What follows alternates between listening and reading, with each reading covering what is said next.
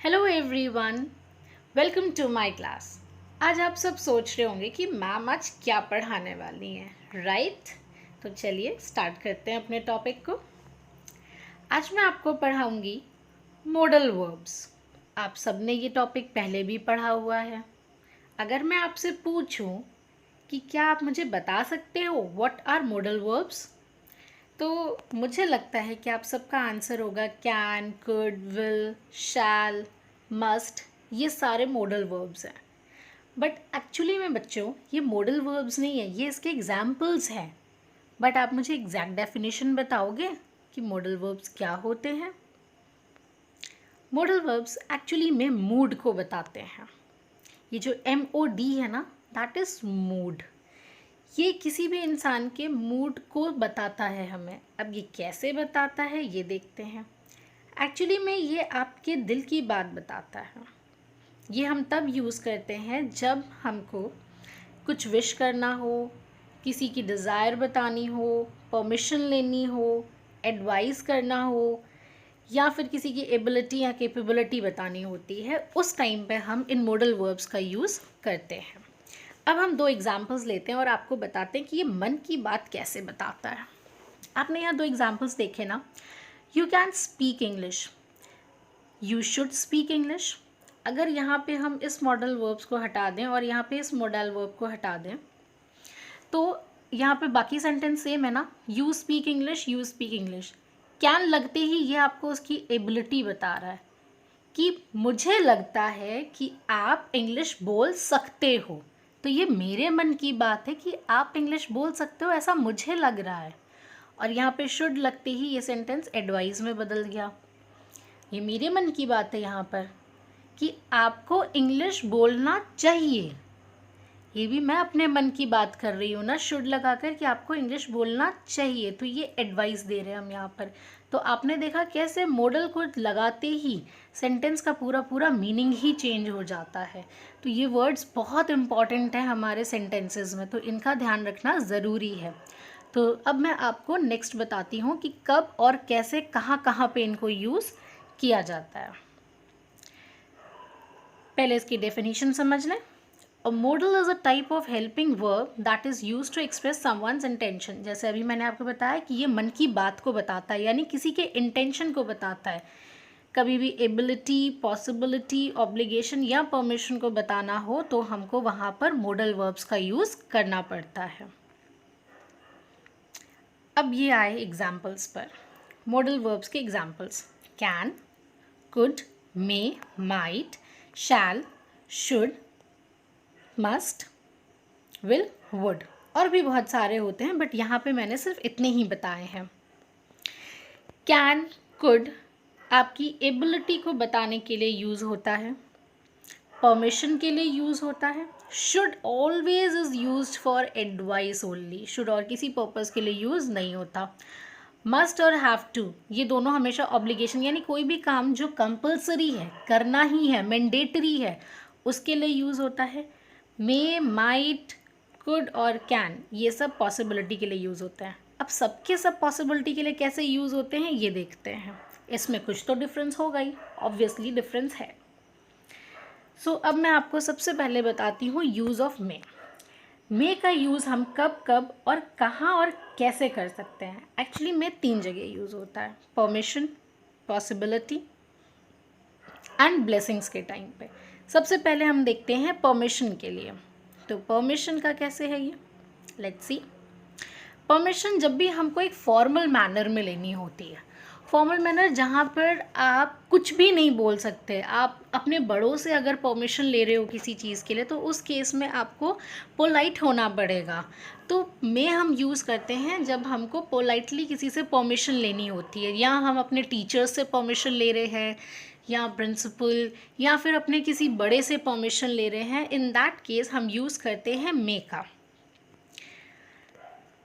में परमिशन लेने के लिए यूज़ होता है, यानी विथ रिस्पेक्ट हम इसको यूज़ करते हैं, फॉर्मल मैनर में यूज़ करते हैं, कॉलेज, ऑफिस, स्कूल, या फिर अपने बड़े से बात करते वक्त हम इसको यूज़ करते हैं। अब सबसे बेस्ट एग्जाम्पल जो आप सबको याद होगा, आप जब भी क्लास में एंटर करते हो और टीचर से परमिशन मांगते हो तो आप क्या बोलते हो? मे आई कम इन?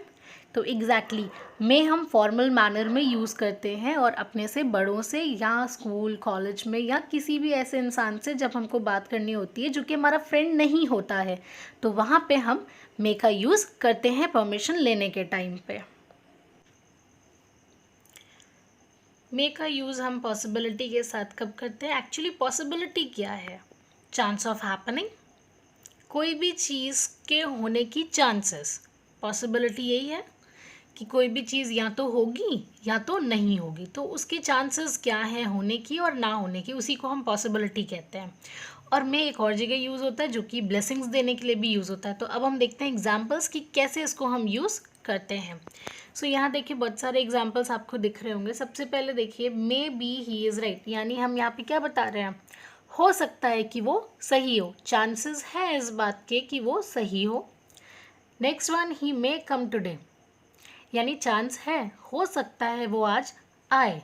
Next, if you work hard then you may get good marks, अगर आप वर्क हार्ड करोगे तो चांसेस हैं आपको अच्छे मार्क्स मिलने की। तो यहाँ पर ये तीनों एग्जाम्पल्स जो हैं वो पॉसिबिलिटी को बता रहे हैं, यानी जो इवेंट हो सकता है उसके बारे में बात कर रहे हैं। और नॉट हैपनिंग में हम मे नॉट कर देते हैं। अब बचा विश एंड ब्लेसिंग। जब भी हम किसी को ब्लेसिंग्स दे रहे होते हैं ना, तो उस टाइम पे हम मे का यूज़ करते हैं। जैसे हम जनरली बोलते हैं may God bless you, may God shower his all the blessings on you. तो यहाँ पे हम किसी को ब्लेस कर रहे हैं, तो जब भी हम किसी को ब्लेस करेंगे वहाँ पे हम मे का यूज़ ज़रूर करेंगे। Now I will tell you about the uses of might. हम मे के बारे में पढ़ चुके हैं और अब माइट के बारे में पढ़ते हैं। दोनों ही पॉसिबिलिटी के लिए यूज़ होते हैं, बट यहाँ पर जो पॉसिबिलिटी है वो बहुत कम होती है।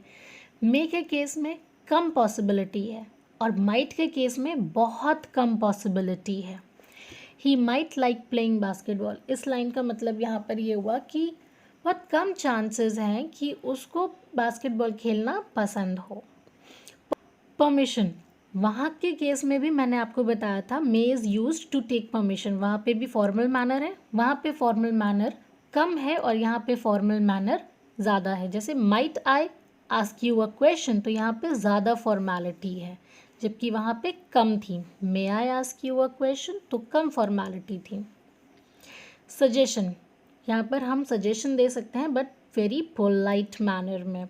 You might try my cheesy cake, sorry, you might try my cheesecake. Request कर सकते हैं, यहाँ पे रिक्वेस्ट ज़्यादा फॉर्मल होगी।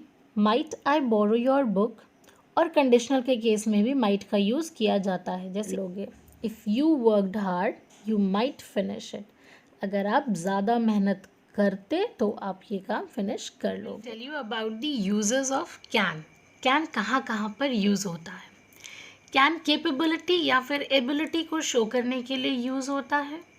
दूसरा, कैन परमिशन के लिए यूज़ होता है। Now you all must be confused कि अरे परमिशन तो मैम ने मे में भी बताया था। एग्जैक्टली मैंने मे में भी परमिशन के बारे में बताया था, बट मैंने वहाँ पे आपको बताया था कि मे के केस में परमिशन जो है वो फॉर्मल मैनर में ली जाती है, यहाँ पर परमिशन इनफॉर्मल मैनर में ली जाएगी। यानी जब भी आप इनफॉर्मल हो किसी के साथ या अपने फ्रेंड्स या फिर अपने छोटे भाई बहन के साथ हो, इन दैट केस आप यहाँ पर कैन का यूज़ कर सकते हो। लेट्स सी सम एग्जाम्पल्स, तो ये टॉपिक आपको ज़्यादा अच्छे से क्लियर होगा। The first one, I can speak English. तो यहाँ पे क्या है? कैपेबिलिटी है, मैं इंग्लिश बोल सकती हूँ। Can you solve this question? It's a permission, यहाँ पर हम परमिशन ले रहे हैं, हम बहुत पोलाइट नहीं हो रहे हैं। मे के केस में we were very polite and this case we are less polite. यहाँ पे हम आराम से अपने फ्रेंड्स में पूछ सकते हैं, can you solve this, can you do this for me. Okay, I can not understood your language, मैं तुम्हारी लैंग्वेज को नहीं समझ पाया। आई कैन नॉट कुक, मैं कुक नहीं कर सकता। They can live in my house, तो यहाँ पर भी हम परमिशन दे रहे हैं कि yes they can live in my house. तो आपने देखा यहाँ पे परमिशन और कैपेबिलिटी को बैठाने के लिए हम कैन का यूज़ करते हैं। परमिशन कहाँ पर थी? ये थी परमिशन। एबिलिटी कहाँ पर थी? यहाँ पे एबिलिटी थी। फिर परमिशन, ये रहा एबिलिटी, ये एग्जाम्पल बता रहा है और ये एग्जाम्पल भी आपको एबिलिटी ही बता रहा है।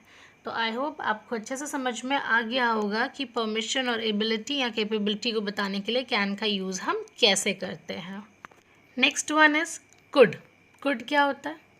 ऑब्वियसली सबने सुन रखा है past tense of can, but इसको हम कब कब कैसे यूज़ करते हैं, लेट्स सी। कुड यूज़ होता है तब जब हमें कोई पोलाइट रिक्वेस्ट करनी हो किसी से। उसके अलावा कुड कहाँ पर यूज़ होता है, पहले वो देख लेते हैं। एबिलिटी इन पास्ट, कोई भी चीज़ जो आप बता रहे हो कि मैं ऐसा कर सकता था, तो वहाँ पर हम कुड का यूज़ करते हैं। जब भी हम अपनी एबिलिटी को बताते हैं जो कि पास्ट में थी, उसके बाद वहाँ पर हम यूज़ करते हैं कुड का।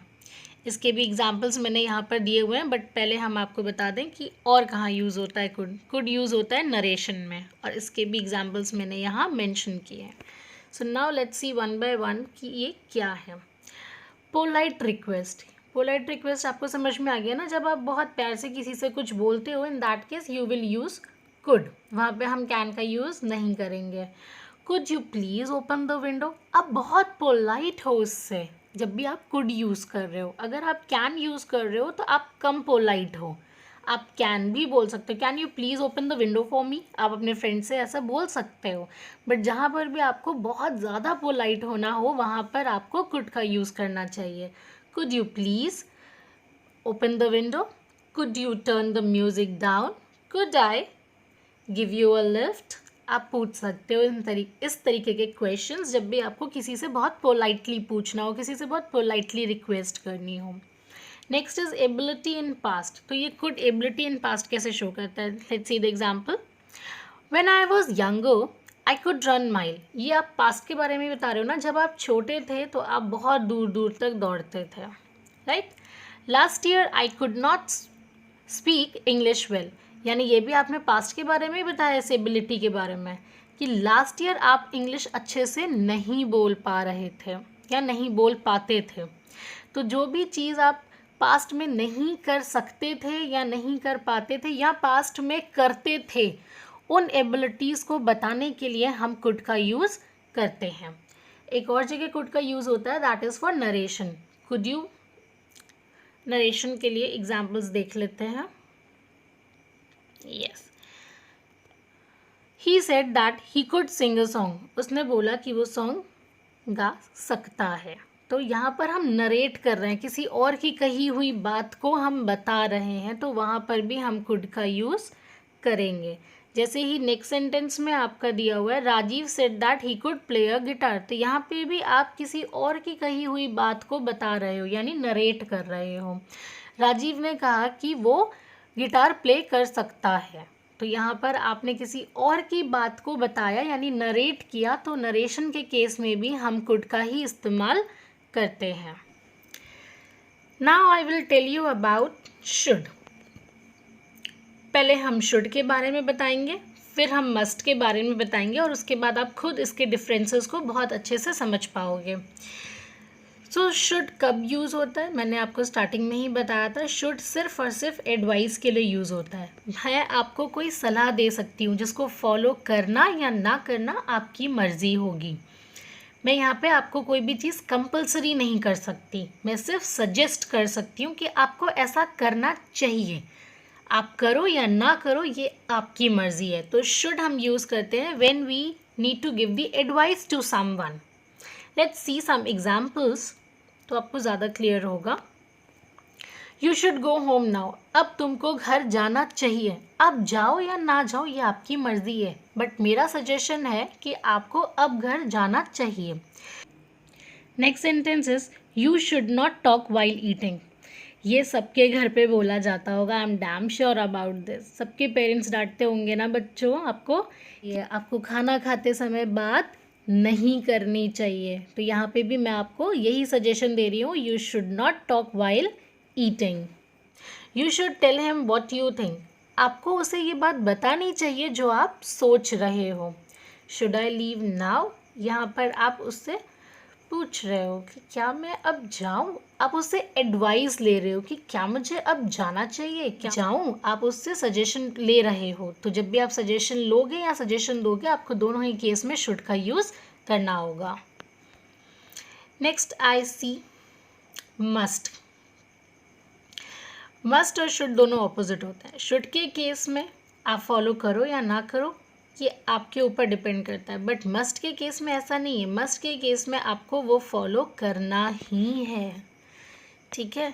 यानी मस्ट के केस में कंपल्शन है, स्ट्रॉन्ग ऑब्लिगेशन है, ये आपकी ड्यूटी है, आपको तो करना ही चाहिए ये काम। प्रोबेबिलिटी, ठीक। अब एग्जाम्पल के थ्रू समझने की कोशिश करते हैं। He must apologise for his mistake, उसे अपनी गलती के लिए माफ़ी मांगनी ही चाहिए। तो यहाँ पर सजेशन नहीं है कि मांग सकता है या नहीं मांग सकता है, नथिंग लाइक दैट, उसे मांगनी ही चाहिए। यानी ये कंपल्सरी है, कंपल्शन है, मैंडेटरी है। His mother is not well, he must take care of her. Exact, उसकी मॉम वेल नहीं है, मीन्स उसकी मॉम बीमार है, तो इन दैट केस उसे उनकी केयर करनी ही चाहिए। यहाँ पे कोई आपको सलाह नहीं दे रहा है कि आपको उनकी केयर करनी चाहिए, आप करो या ना करो, आपकी मर्ज़ी है। अगर आपकी मॉम बीमार है तो आपको उनकी हेल्प, उनकी केयर करनी ही चाहिए, ठीक है। तो जब भी हमारे पास ऐसे कुछ सेंटेंसेस होंगे या ऐसे सिचुएशंस होंगी जहाँ पर आपको किसी को ये समझाना है कि this work is mandatory for you to be done, तो वहाँ पर आप मस्ट का यूज़ करेंगे। Next example is if you like the video you must hit the like button. ये तो मैं आप सबसे कहूँगी, अगर आपको वीडियो अच्छा लगा हो तो आपको लाइक बटन प्रेस करना ही चाहिए, it's mandatory for you. Nothing like that, I was just kidding. और भी यहाँ बहुत सारे एग्जाम्पल्स हैं, you can go through with these examples. अब चलते हैं नेक्स्ट मॉडल की ओर। So next one is would. Would सबको पता है, it's past tense of will, right. Will हम फ्यूचर के लिए भी यूज़ करते हैं, ये भी आप बहुत अच्छे से जानते हैं। तो पहले हम पढ़ते हैं वुड के बारे में। वुड हम कब यूज़ करते हैं? जब हमें पोलाइट रिक्वेस्ट करनी हो, जब कोई पास्ट हैबिट बतानी हो, जब कोई अनरियल सिचुएशन के बारे में बताना हो, या फिर इनडायरेक्ट स्पीच हो। तो इन 4 जगहों पर हम यूज़ करते हैं वुड का। यहाँ पे मैंने सबके साथ एग्जाम्पल्स भी दिए हैं, तो अब चलते हैं एग्जाम्पल्स देखते हैं कैसे क्या है। एंड प्लीज़ इग्नोर दिस, ये गलती से हो गया है। Polite request, would you like cup of T. जब आप किसी से बहुत प्यार से पूछते हो कि आप चाय पियोगे, तो हम वहाँ पर वुड का यूज़ करते हैं। कुड का यूज़ भी किया जा सकता है, जैसे मैंने आपको लास्ट टॉपिक में बताया था। Would you like to play cricket, क्या आप क्रिकेट खेलना चाहोगे। I would like to say something, मैं कुछ कहना चाहता हूँ। वुड का यूज़ हम पास्ट हैबिट बताने के लिए भी करते हैं, जैसे यहाँ पे एग्जांपल है, when I was little I would play hide and seek.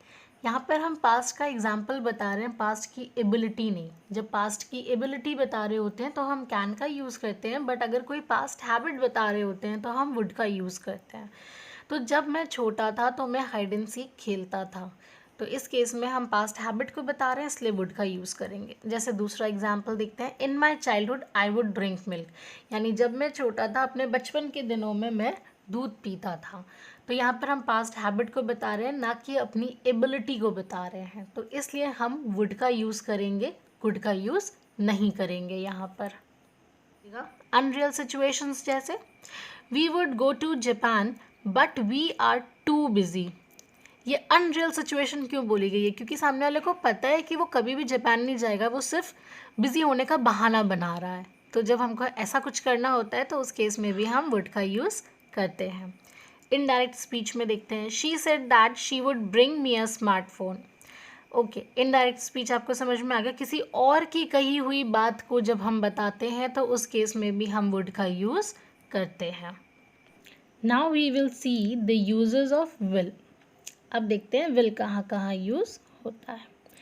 तो विल हमारा यूज़ होता है जब भी हमें फ्यूचर के बारे में बताना हो, जैसे I will be 40 in March, I will be late to the meeting tomorrow. ये दोनों ही हम फ्यूचर के बारे में बात कर रहे हैं, हम मार्च में 40 ईयर्स के हो जाएंगे, या फिर हम मीटिंग में कल लेट से आएंगे। तो ये हम फ्यूचर के बारे में जब बताते हैं तो हम वहाँ पर विल का यूज़ करते हैं। दूसरा यूज़ करते हैं रिक्वेस्ट के लिए। विल जो होता है वो लेस पोलाइट होता है।